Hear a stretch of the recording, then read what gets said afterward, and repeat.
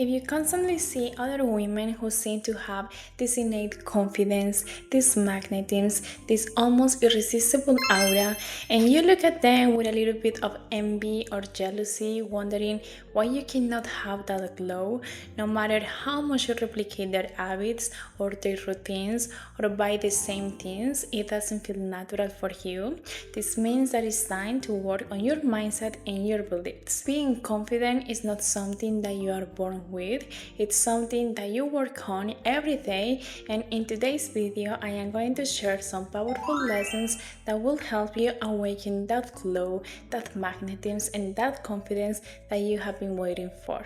Until you feel totally confident in who you are, you will keep manifesting realities that doesn't make you happy because what you are attracting today is directly influenced by your thoughts. Hi girls, welcome to my channel. My name is Eva. In this community we talk everything related to self-development, femininity, and how to become the best versions of ourselves. If that is something that you are into, I invite you to subscribe to the channel and to share your thoughts about the video in the comment section. Let's begin by exploring some fundamental concepts about the brain and how it functions. We have a conscious part and an unconscious part.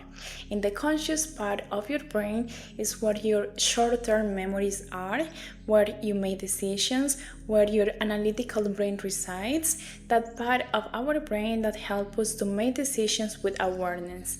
And in the other side, there are always things that we don't fully understand why we do it, but they are so deeply rooted in our identity that it becomes incredibly hard to change them. Something that helps me remember these two parts of the mind is to think on the conscious part as the part that is awake and the subconscious part as the part that is asleep. What is interesting is that the majority of the things happening to you nowadays are a reflection of that unconscious, the sleeping part. So if we don't take the time to go there to awaken it a little, looking what's going on and change certain things that are not serving our goals, we'll constantly live a life that we don't want without understanding why it's happening. And without going too deep, there is enough information for you to understand why working on our beliefs is so important. Number 1, break the pattern of self-criticism. Do you think that if you had a friend whom you constantly criticize, saying she's fat, her hair is ugly, or she's failing in life, do you think she will want to spend time with you? Absolutely not.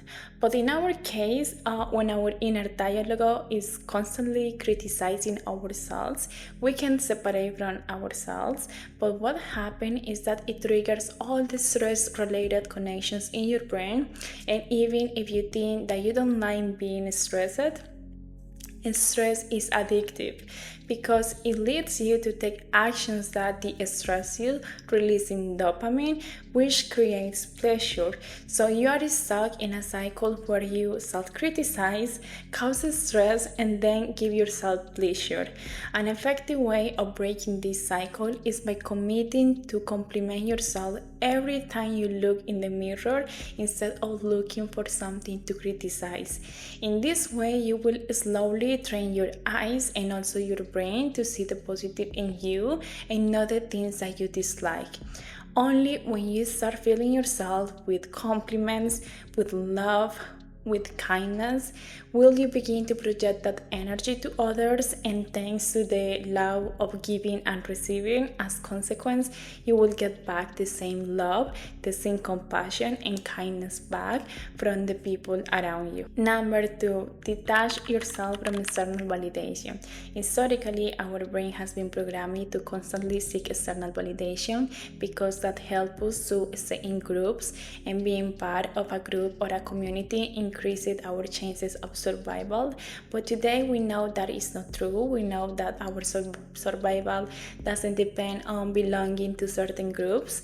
In today's society, seeking that external validation comes from deep traumas or old habits that keep repeating by itself, and no matter what is the root cause, it's a big signal of insecurity and lack of confidence. So you look for that external validation in order to fill that void within you with the approval of others, and as consequence creating even more damage to you because you are constantly telling to your brain that the opinions another people has about you it's even more important than the one that you have about yourself. You reach a point where you cannot make a decision without asking someone else, and that robs you of your confidence and all your magnetism. So next time you catch yourself looking for the approval of someone else, be sure of having your own approval first. An effective way of creating awareness with this kind of behavior is by writing down the actions where you usually rely on for validation. Some quick examples are seeking attention on social media by likes or comments, dressing in a provocative way so you have more male validation, constantly asking your friends about the type of clothes that you should use. And once you identify them, try to find an option that will make you feel good and comfortable regardless what the people might say or think about it. The freedom and the peace that you start to feel once you free yourself up from other people's validation is insane, but you need to live it to feel it. Number 3, understand the power of your body language.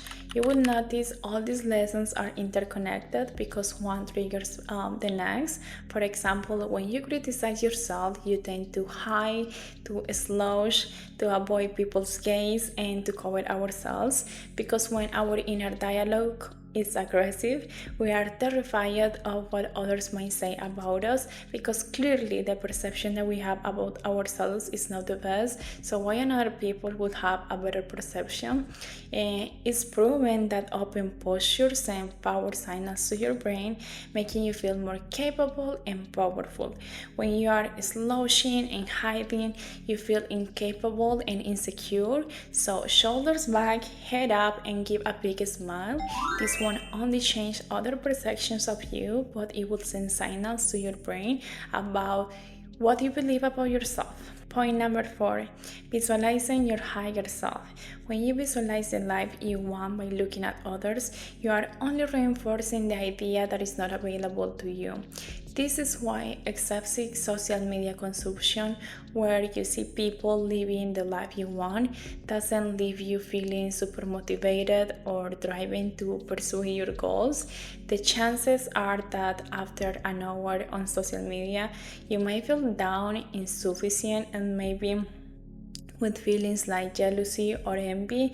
So start spending more time visualizing yourself reaching those goals, even if it's not possible yet. You can do this through visualization and meditation. Visualization is one of the most powerful tools in the world for reprogramming your mind. When you close your eyes and imagine, you activate the same brain areas as if you were living the experience for real. So your brain doesn't know if it's your imagination or the reality, and you start to normalize that dream as if it's possible for you and start to believe that you are capable of being there. Try to familiarize yourself with what your higher self looks like, which is simple you in the reality you want to live, and make sure your focus is on who you are and not necessarily in what do you have. Number 5, start creating affirmations based on emotions rather than facts. Affirmations are another powerful tool for reprogramming your mind because they activate your brain's limbic system, reinforcing beliefs that you already have. But a major mistake I see with affirmation is when you make them without mentioning the emotion behind it. For example, an ineffective one would be, I am a business owner of a multimillionaire company. Your brain will be like, really? And it may even search for ways to prove that it's not true. But in the other hand, if you say, I feel extremely grateful, privileged, and happy to provide value to another people through my company, it feels completely different because you already experience emotions like happiness, gratitude, and privilege. So try to feel everything with your heart. Try to be very grateful because the universe just responds to frequency, and if you are trying to visualize or manifest from a place of scarcity, fear, or doubt, you are visualizing everything seems a low frequency, and eventually you are not going to manifest the life that you want. Number 6, stop assuming rejection or failure before it happens.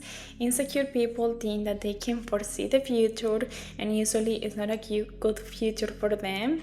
And I say this because I used to be one of those people who was always preparing for the worst instead of thinking about how it would feel if everything went well.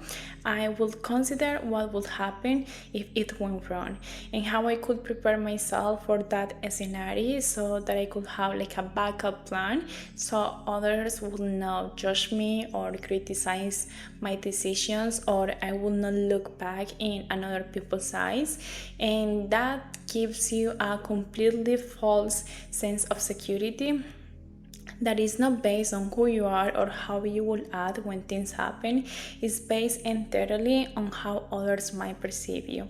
Imagine a sunny day, and every time you go out, you carry an umbrella just in case it rains, even though it rarely rains in that city. Every day you spend energy carrying that umbrella, packing it in your bag, put it in your car, remembering to bring it, and maybe out of the 365 days you use it twice. The same thing happens when all your energy and attention is on what will I do in the worst case scenario. Not only are you ruining yourself of putting that energy into other more important things, but this also comes from a deep feeling of distrust in yourself and not knowing what you will do if things went wrong. So in any area of your life where you are doing this, I want you to think for a moment, okay, what will be the worst case scenario? And instead of carrying that weight in your backpack, I want you to continue and say, okay, in the worst case, if it does happen, if I do fail, what will I do? So write down what you will do, have an idea of the plan, and let it go. Take it out of your backpack. If I'm walking down the street and it starts raining one day, I will go to the nearest pharmacy and I will buy an umbrella. Or I will call an Uber to go home. So stop carrying that umbrella in your bag, because believe it or not, letting that go will help you start trusting more in yourself and in your critical thinking when things get tough. Number 7, reframe your beliefs around success, money, and abundance. If your beliefs around this topic are scarcity, basal, like thinking, good things don't happen to everyone, there is not enough for everyone, easy come, easy go, successful people end up alone, etc. That subconscious field with those beliefs will begin to manifest a life where you don't have success, where you don't have money, where you constantly reject abundance in any form because you associate it with something negative and put yourself in a fearful state.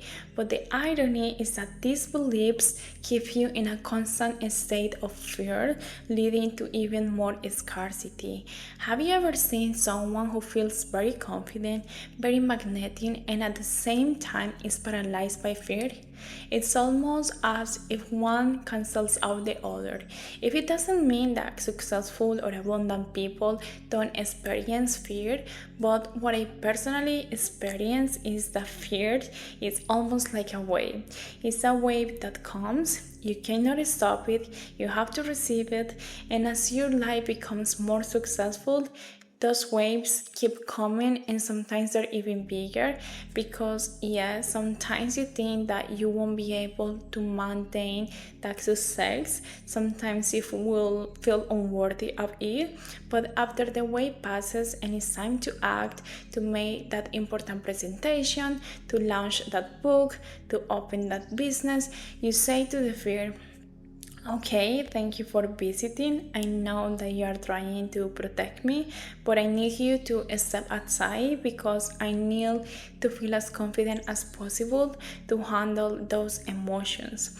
So yes, they can coexist, but if the fear is much bigger than your confidence in having and sustaining that abundance, you will let yourself get swept away by that wave. So it's essential to start normalizing that success, to to start feeling comfortable with it so that when the wave of fear comes, it's no longer so big and it's longer affecting you as much.